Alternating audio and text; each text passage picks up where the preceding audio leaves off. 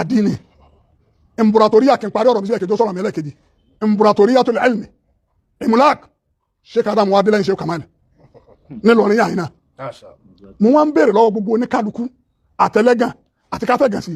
ta ló kọ tíra Sheikh Adam ní gbogbo ilẹ̀ Yorùbá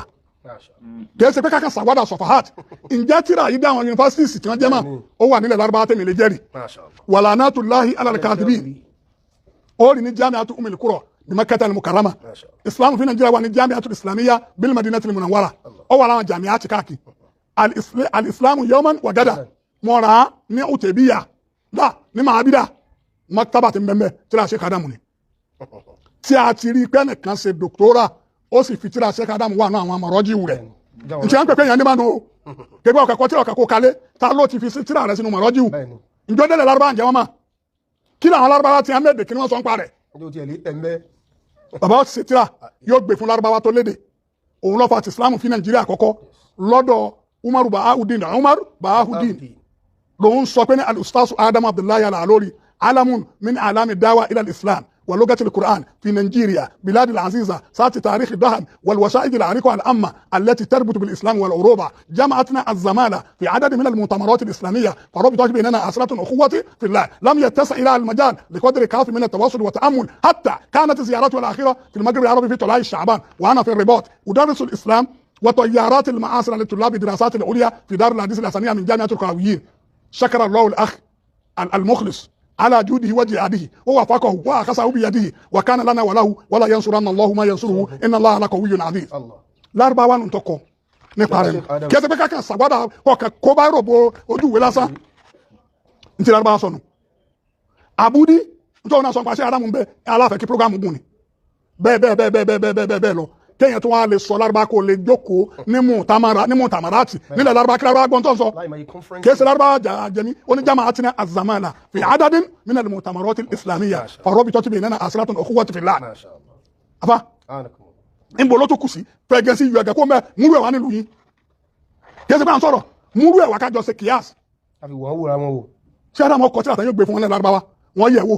wọn jókòó wọn ṣe mọ̀nàkásá mbẹ ata tí a fi wá wò ní Qiblatul Ilmi Jami'atul Azhar kama náà eléyìí ní Wisamul Ulumi wal Funun ṣerọ́ làwọn yẹn náà pa láti bàbá fẹ́ ṣètẹ̀jírí ìwòsàksí ẹ má jẹ́ ká máa bàyàn jẹ́ torí Ọlọ́run ó bí ọ wọ́n ní Sheikh Adam lọ Cairo wọn ọgbà wá wọlé yìí tọ́wọ́ sí àti akọ ń bẹ lásì àrídìsí tí a kọ fún mú ti bàbá rẹ wá mú tàfà rẹ wá tí a kọ fún mú ti ràfà rẹ wá mú ti rú ẹ̀tẹ̀ fi pè wọ́n wá ṣẹ́gẹ́tì wáyà yín láti wá sọ̀rọ̀ àmọ́ láti fòdodo nílẹ̀ òun nù kí Olúwa kọ́mọ́sà kẹ́ Sheikh Adam Abdullahi lórí ní parí ọ̀rọ̀ mi láàrin kó tó di parí òun ni pé ní 1980 ní Jami'atul Azhar al-Sharif ló ṣe 1000 years kí wọ́n dálẹ̀ ọdẹ bá àwọn jami'ati kan abẹ́gbọ́ afámi fáwọn ọba àwọn jami'a kan níwájú àwọn kan dìde lẹ́yìn ẹ̀ jami'a tó bá wájú Jami'atul Qarawiyyin ní Maghrib Jami'atul Zaytuna fi Tunis àwọn jami'ati bí wọ́n fà síwájú Jami'atul Azhar àmọ́ Azhar bá àwọn jù wọn lọ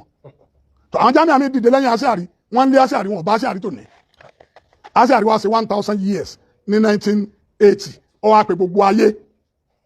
ẹ wá òǹkàlùkù wa lọ ọ̀rọ̀ yọ kan náà mo fẹ́ lò ń bẹ́ àwọn pé dókítà kan ní mahadi Dr. Rashid Rajihi mudiru Jami'ati Ummul Qura bi Makkah al-Mukarrama adama Allahu ayata wí ń bẹ́ torí mo bá Dr. Rashid Rajihi òun lọ wá sọ̀rọ̀ ó ní Azhar ìmọ̀nà ń fọ́ Azhar ni pé ẹ̀kọ́ ti lẹ Azhar kò dàbí tíjọ́ ma òun wá fẹ́ kí Jami'atul Azhar padà síbi tí gbogbo ayé ti kọ́pí ẹ̀ tó dá sí Azhar ti lọ ṣe bídíà lẹ́nu rẹ̀ ọlọ́kọ́ kí àfàwà kó jẹ́ kẹ́mi àfàwà gùn ọlọ́sí Azhar ti lọ ṣe bídíà kí ni bídíà tó ṣe ọlọ́dọ̀ àwọn faculties tuntun lẹ̀ Kulliyatul Haditha bíi Kulliya Sayyidala bíi geology bíi tibbi medicine bíi andasa ó ní ìdá gbogbo àwọn faculties tuntun yìí lẹ̀ tó ń kọ́pí àwọn Europe lọ́jẹ́ kẹ́kọ̀ọ́ lẹ̀ Azhar Azhar wá padà sí sharia àti lọ́gà arabiya àti dáwà tó ń kálukú ti kọ́pí ẹ̀ ìmọ̀ràn wọn wọn ní ká gbé microphone fún èsì mi lórí ọ̀rọ̀ gbogbo ọ̀rọ̀ táwọn látàárọ̀ olórí Azhar wọn ní ká gbé microphone wá olórí Egypt náà wà ń bẹ̀ jọ́nà ọlọ́run àdúgbò fún gbogbo ẹ̀yin táwọn pé tẹ̀ wá olóńkálukú ń sọ tiẹ̀ látàárọ̀ Azhar ṣe bídíà Azhar ṣe kínní èébú tẹ́ bú àwọn ń tàn náà kẹ́ wá bú àwọn lójú àwọn òun fẹ́ fi yé gbogbo ayé ta ló pọ̀ ọmọ 100 ọdún gbogbo ẹ̀yin táwọn pé ta ló ti ṣe nǹkan rí 100 ọdún nù yín táwọn pé ẹni tí ó wá ṣe nǹkan lọ́gbọ̀n ọdún rí Ọlọ́run advice ẹni tí ń ṣe tí ń máàkì 1000 years sẹ́ẹ̀dí ká mọ̀ wọn ara tó bó ní kẹ̀kẹ́ tó yálé epo nu. ẹni tí àwọn pè kò tí ì sẹ́ńtọ́ pọ̀ mọ́ ọgọ́rùn ọdún ọmọ tí ó wá pọ̀ mọ́ ọgọ́rùn ọdún ló ń fẹ́ advice ọmọ 1000 years ipe okùn nǹkan báyìí ni kò ṣe níbo lẹ̀ kóòtù lẹ́dọ́ kọ́dà bíi ti jọ́ láyé àti lu yín náà. èyí náà ni èsì ọ̀rọ̀ dawla islamiyya bẹ̀rẹ̀ ńlọrin nísìn ó ti kọjá 300 years tí ó sì wó tí ó sì ní wó tọ́ta ó sì fẹ́ kọ́ bẹ́ẹ̀ ń bẹ́ẹ̀ náà lọ́tẹ́ náà máa lúnà tí ó fẹ́ kọ́ bẹ́ẹ̀ àmọ́ kò ní wó nígbà tó pé tọ́lọ́wọ́n fi bẹ̀rẹ̀ inna nahnu nazzalna dhikra wa inna lahu lahafidhun. bí ó ti wá ń bẹ̀nu ó wá ń lo tó lé ní 103 ọdún ọmọ tí ètí wàá ṣe nǹkan rí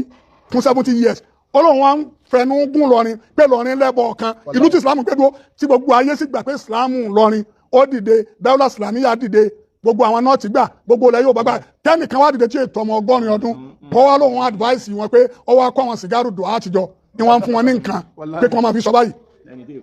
ṣe é rí pé àìmọ̀ wọn ara tó bọ́ ní kẹ̀kẹ́ tó yálé epo nu. torí náà ntí wọn sọ ntí lọrin kó sínú ni kì í ṣe jà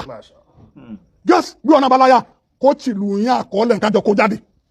káwá sọ èèyàn gbọ́dọ̀ ṣe súnà lérí àmà kan pé èmi kọ̀ kankan ajẹ́kọ̀ ọ̀gbàgbọ́ yẹnu ò ṣe sáré ọkọ̀ kankan àròyé Yorùbá ló fi ọ̀nà lálàṣẹ tíra àwọn kan no it's not like that. báwọn afárá lọ́ni sí wa ní ọwọ́ já ní gbogbo olú káàkiri Alhaji wa Abdulrasaq Sọlá gbẹrú sọ̀rọ̀ kan fún mi wọ́n lọ tọrọ ìyàwó ńlù kan ní Èkìtì ó ní Èkìtì yẹn wá wọ́n sọ pé tí yẹn bá délùú ó tún wọnú wọ́n láwọn débẹ̀ tí wọ́n láwọn fún ìyàwó Ìlọrin àfa àwọn ẹlẹ́jẹ́ àwọn ọmọ kéwà lájí àgbà ó lóun wá wúwo Abdulrasaq Sọlá gbẹrú lọ sọ fún mi àwọn báyìí tún ṣiṣẹ́ dáwà déyà ó nígbà táwọn tún jáde báyìí àmọ́ tó rí búlú ọmọ Markazi àwọn báyìí ṣiṣẹ́ tó báyìí bẹ́ẹ̀ ká wá wo ìlú Ògbómọ̀ṣọ́ ìgẹ̀gàn orípa Sheikh Adamu ọwọ́ àmbẹ̀ ẹnìkan náà ní dàkọ̀ àméjì l'Ógbómọ̀ṣọ́ afáwa Suleiman Sodiq wọn pè é ní baba Zaria Ògbómọ̀ṣọ́ ní Zaria náà fi ṣe ìjókòó wàhálìm rọ̀bánì mùtàwádìí ọ̀dọ̀ Sheikh Adamu ló ti bẹ̀rẹ̀ mariala Ghana ni wọ́n bí sí ọwọ́ akéwù ní Faru Markaz lọ́dọ̀ yìí sábà lò ní Ghana ọ bẹ̀rẹ̀ tìdá yìí mẹ́ ọwọ́ bẹ̀rẹ̀ sọ́dọ̀ Ula Idadiya ní Markaz àwọn wa bá wọn mítì àwọn afáàsán Saruk mítì àwọn àfa Bello Ibrahim ẹ̀sìn ní òbí wa òun ní kakéwù níwájú Sheikh Adamu ọmọ Ògbómọ̀ṣọ́ ó sì ńgbà tí bàbá ń ṣe interview fún wọn tọrọdún àkọ́kọ́ ẹni bàbá béèrè bẹ́ẹ̀ lọ́dọ̀ ẹnìkan kọ̀má ta ni ọkọ̀ rẹ̀ tiẹ̀ nu yín bàbá ní gbogbo wọn rìpìtì ọ̀tá gbogbo méjì wọn bá rìpìtì ní ẹ fi adi mítì àwọn fa Daoud ọwọ́ adi 1979 78 rẹ̀ kí wọ́n jáde Safawi wa gbóná Sheikh Adamu wa ṣe Safawi látẹ̀yìn àyílà ọ̀dà lásàrì aká lásàrì tán ó di magiribi akí magiribi tán ó di ṣáì wọ́n múná lọ wá ní kọ́ lọ tànántà wa àmọ́ àfa Suleiman Sodiq Ògbómọ̀ṣọ́ yìí ọ wà nù àwọn tí wọ́n pé ńgbà tí wọ́n gbá fáìlì ẹ̀mú Suleiman Sodiq bàbá ní bigeri Isaac mo jẹ́rìí ẹ̀ Hasan Saruk bigeri Isaac Bello Ibrahim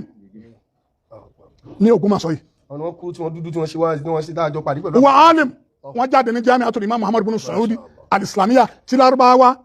ìyàwó Lárúbáwá kan Amidul Qabul wa Tasjil òun wà ní faculty Lugha Arabiya tá a fa Sule náà wà ó fi wá di pé ìyàwó rẹ̀ anda n tí Afa Sule bá dọ̀tí kalẹ̀ nígbà tí ọ̀fọ̀ tó start fún ìyàwó ẹ̀ Afa Sule rẹ̀ máa nà yí mú mi déwájú ẹ̀ l'Ógbómọ̀ṣọ́ mbẹ̀ tó fi wá jẹ́ pé ń padà jẹ́ mítì pẹ̀lú àwọn Sheikh Daoud Abdulmajid Sheikh Komarudin Sheikh Isa ti bẹ́ẹ̀ tí a fi jọ padà wá parí ṣé irú àwọn eléyìí káwá pé classmate tèmi tó jẹ́ wàzírù l'Ógbómọ̀ṣọ́ nísìn Mikael Bello àbí Mikael Bello Mikael Yarda bàbá rẹ̀ Kánò ni wọ́n gbé òun ni wàzírù mùsùlùmí náà lóyún Ògbómọ̀ṣọ́ nísìn he was my classmate àjọ bẹ̀rẹ̀ sanwó-Ula Idadiya ni ọmọ Sheikh Adamu ni l'Ógbómọ̀ṣọ́ mbẹ́